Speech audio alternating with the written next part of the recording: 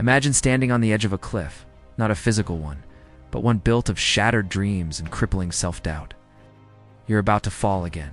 Every setback feels like the end, every criticism a death blow. What if I told you there's a way to become unshakable?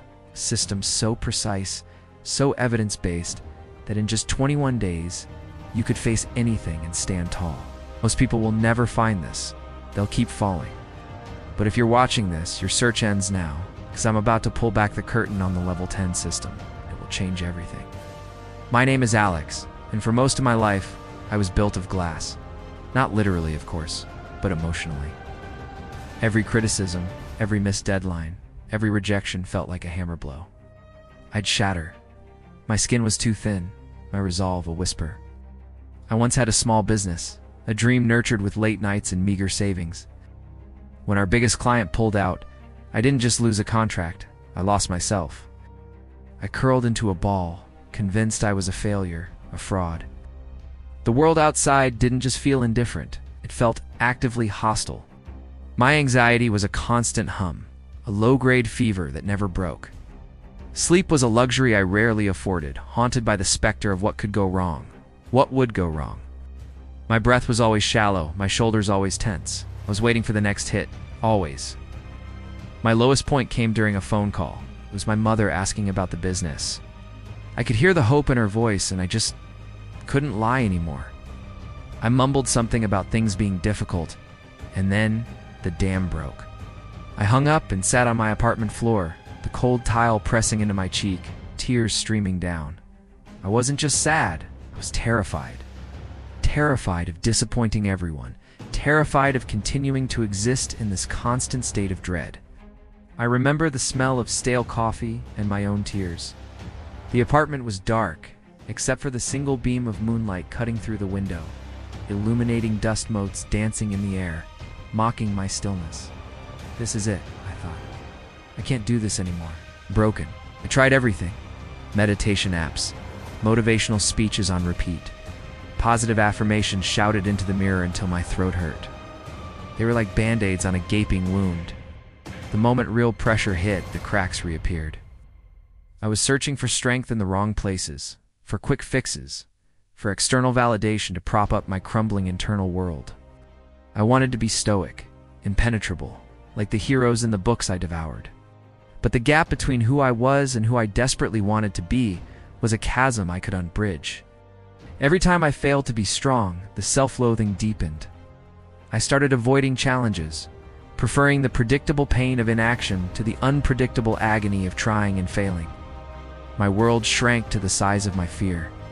Then, one sleepless night, scrolling through obscure academic papers, not self-help books, but actual research on trauma, resilience, and neuroplasticity, I stumbled upon something peculiar. A methodology developed by a reclusive psychologist, focused not on avoiding pain, but on systematically recalibrating your response to it.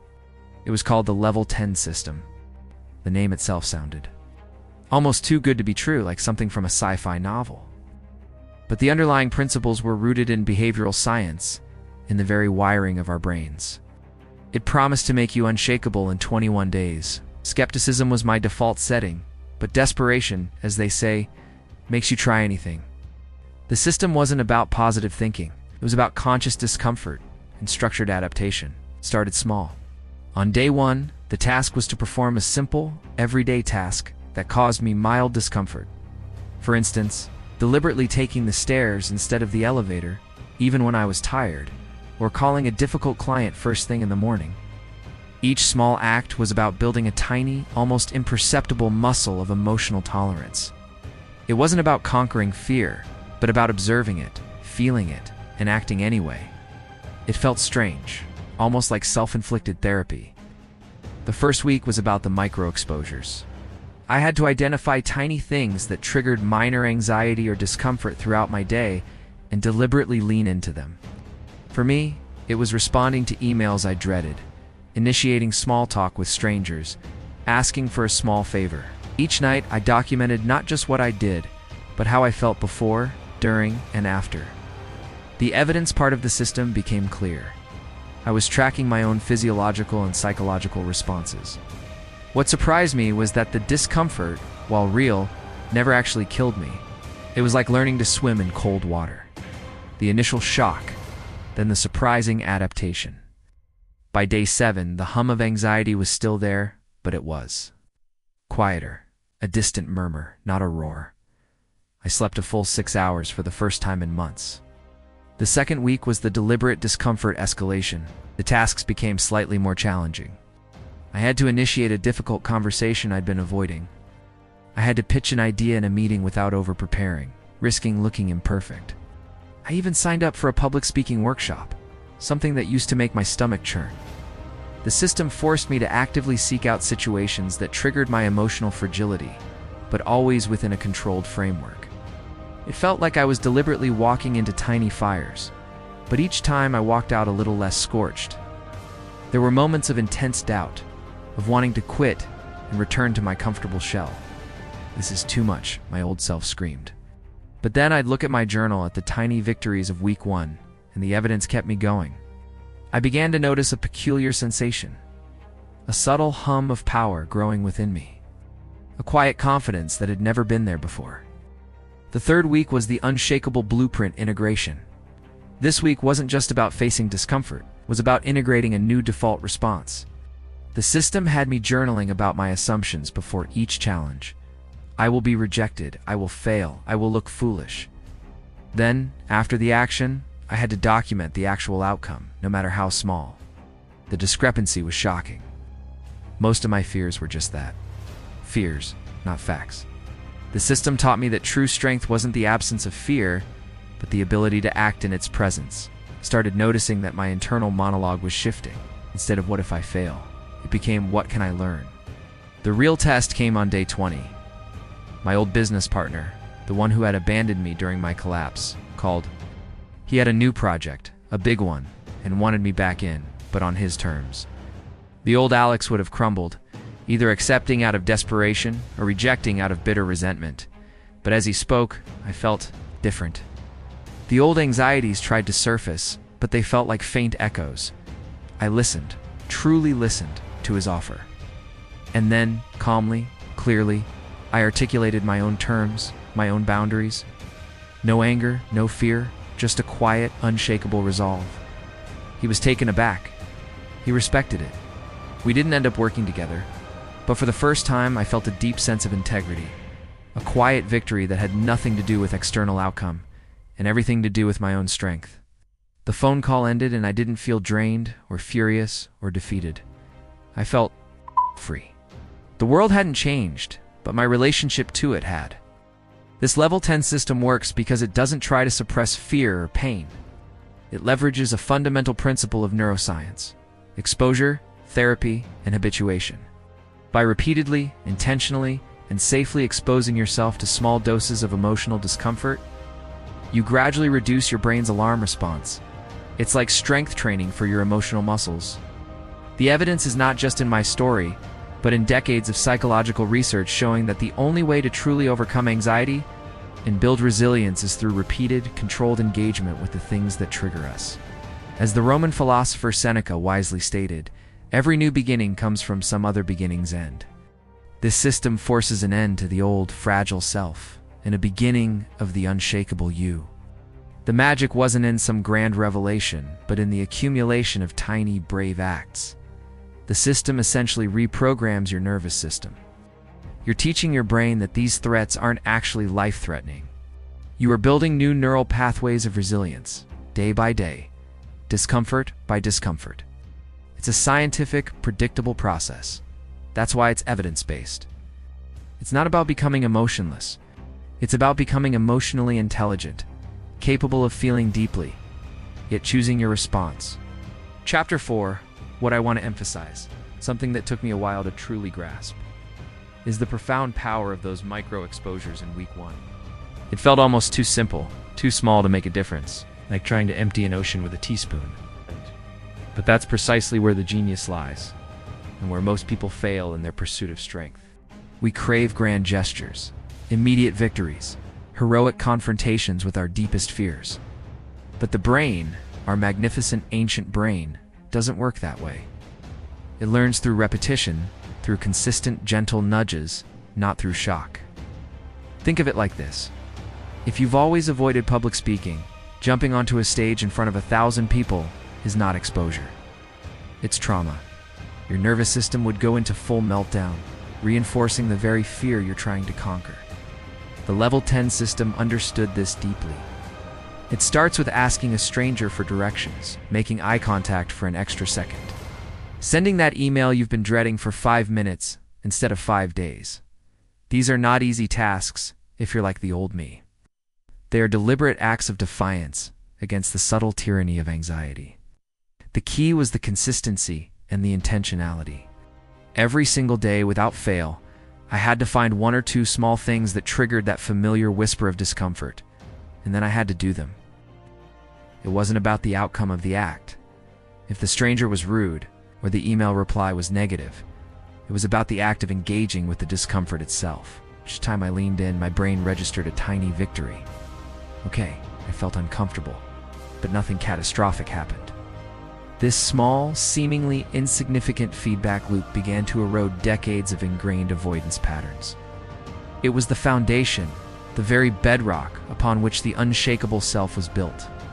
Without this careful, almost microscopic beginning, the later stages would have been impossible. It's the invisible work that lays the groundwork for all future bravery. It's the whisper of courage that grows into a roar. Chapter 5. Another element, crucial and often underestimated, was the rigorous discipline of active reflection through journaling. Every night, no matter how tired, I had to sit down and record my experience. It wasn't just a diary of my day, it was my personal laboratory for emotional data. I documented the specific micro-exposure or deliberate discomfort task one undertook. Then, critically, I wrote down my predicted outcome, what I thought would happen, how I thought I'd feel. This was usually my anxiety script. I'll be judged, I'll fail, this will be awful.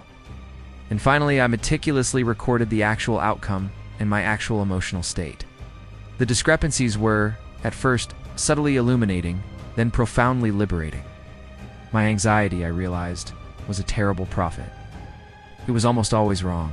The feared catastrophe rarely materialized. Or, if it did, it was far less devastating than my mind had painted it. This daily ritual, this painstaking collection of evidence, wasn't just therapeutic, it was scientific. It dismantled my subconscious narratives of fear, piece by piece, with undeniable proof. It showed me, in black and white, that my feelings were not always facts, and my predictions of doom were largely fiction. This active reflection forced a conscious revaluation of my internal threat assessment system. It allowed me to see the patterns of my own self-sabotage, and more importantly, the emerging patterns of my own resilience. It was the moment-to-moment validation that kept me moving forward, day after day, through the discomfort. Without this meticulous self-observation, the system would have been just a series of uncomfortable tasks. With it, it became a journey of profound self-discovery and lasting change. Chapter 6. Now it would be disingenuous to paint this journey as a smooth, linear ascent. There were days, many of them, when I wanted to quit. When the old fear would roar back, seemingly louder than ever. When I'd fail a deliberate discomfort task, or simply refuse to do it. Those days felt like crushing defeats. Like confirmation that I was, after all, still just Alex, the guy made of glass. But the level 10 system wasn't built on the premise of perfection. It was built on the understanding of human imperfection. The framework explicitly accounted for setbacks, not as failures, but as critical data points.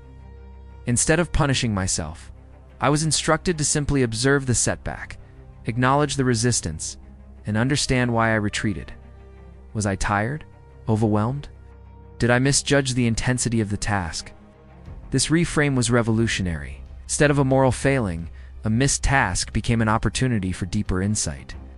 If I avoided making a specific call, I didn't beat myself up. I asked, what specifically was I afraid of in that moment? What belief was activated? This shifted my focus from self-blame to problem-solving. The system taught me that true resilience isn't never falling. It's about understanding why you fell, learning from it, and finding the specific support needed to get back up, often even stronger. These setbacks, initially demoralizing, transformed into powerful learning experiences. They forced me to confront the nuances of my fears, to identify the subtle triggers I hadn't yet mastered. Paradoxically, the days I failed to execute a task often provided the most profound lessons, clarifying the precise areas where my internal unshakable armor still needed reinforcing. It ensured that the system adapted to me, rather than me breaking under its rigid demands. Chapter 7. The 21 days passed. The initial surge of transformation was exhilarating. But the true genius of the Level 10 system lies not just in getting you to Unshakable, but in providing a blueprint for staying unshakable, and even leveling up. This isn't a quick fix with a disappearing effect. The daily practices, once a conscious effort, began to embed themselves. The micro-exposures became second nature. No longer tasks, but just how I move through the world. The deliberate discomforts evolved. What once terrified me became merely challenging, then even exciting. I started seeking out new edges, new boundaries to push, not from a place of fear, but from a place of curiosity and growth. This proactive engagement with discomfort became a lifestyle, a continuous process of self-mastery. I realized that being unshakable wasn't a destination, but a perpetual journey of expansion. The system had provided the fundamental tools, the underlying principles. Now, it was about applying them to increasingly complex areas of my life. Building a new business, navigating complex personal relationships, stepping into leadership roles that demanded constant composure under pressure. Each new challenge became another opportunity to apply the Level 10 principles, to observe my responses, to adjust, to grow. The evidence was still there, not in a journal. But in the effortless way I now navigated situations that would have shattered the old Alex. It was about consistent, mindful practice, knowing that strength like a muscle atrophies without engagement. This continuous self-challenge became my joy, my definition of true, lasting personal success. Chapter 8. What I hadn't fully anticipated was the profound ripple effect that becoming unshakable would have on every single aspect of my life, far beyond my internal state. When you change your relationship with fear, when you stop being defined by setbacks, the world around you begins to respond differently. My relationships deepened because I could show up authentically, without the masks of anxiety or the need for constant validation. I could have difficult conversations with grace, set boundaries with clarity, and offer support without being drained. Opportunities, previously obscured by my own hesitation, began to appear. People were drawn to the quiet confidence, the steady presence, the calm under pressure that I now embodied. My business started to recover, not because I suddenly became a marketing genius, but because I was no longer afraid to make bold decisions, to network, to face rejection, to iterate and pivot with speed. This wasn't just about feeling better. It was about performing better. My focus improved because my mind wasn't consumed by dread. My decision-making became sharper because emotions no longer clouded my judgment. My productivity soared because I wasn't spending hours procrastinating or battling internal resistance. I became a leader, not just in my business, but in my own life, guiding myself with an inner compass that felt true and strong. The Level 10 system didn't just transform Alex, it transformed my entire world. It showed me that true personal success isn't just about achieving goals. It's about the kind of person you become in the process. A person who, no matter the storm, remains upright, clear-eyed, and ready for what comes next. It truly is the foundation for a life lived with purpose and an unshakable spirit. I looked in the mirror on day 21, not just at my reflection, but through it, into my eyes. The fear wasn't gone, but it no longer defined me. The glass was gone, replaced by something forged in quiet courage, tempered by deliberate discomfort. It was still me, but I was unshakable. The constant dread, the self-loathing, the endless waiting for the next blow. They were gone, placed by a calm certainty, an inner compass that pointed true north, no matter the storm. You've lived under the weight of constant setbacks, always feeling on the brink of collapse. You've searched for the answer, haven't you? If my story, the idea of becoming truly unshakable in just 21 days with an evidence-based method, resonated deep within you, it's because this video was meant for you. This isn't just about success, it's about freedom from fear. Have you ever felt so broken you thought you couldn't get back up? What if the key to becoming truly unshakable was simpler and more scientific than you ever imagined. If you're ready to stop shattering and start building an unshakable life, subscribe to this channel. This is just the beginning.